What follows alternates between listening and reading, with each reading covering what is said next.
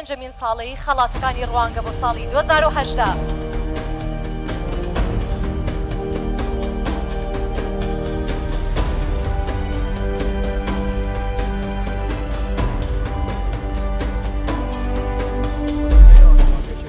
پاڵنەرانەی کە لە داهاتووە بێت بە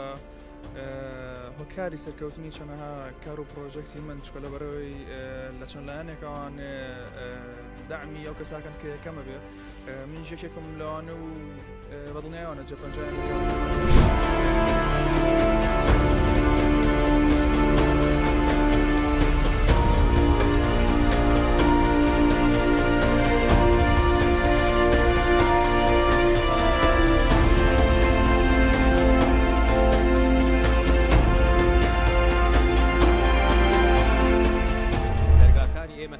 کاتێککە لیقاعات دەکەین خەڵک دێت قسەکەین گەنگەشەی ئەفکارەکان دەکەین وەکوتی میشەمە گەنگەشەی ئەفکارەکان دەکەین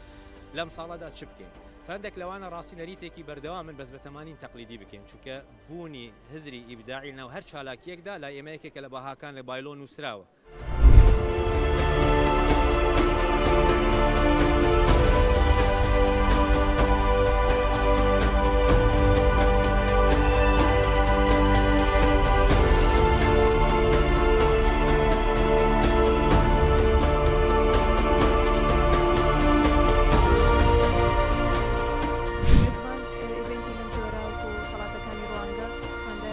زۆر باشە بۆ گەنجەکانمان کەوان لێکات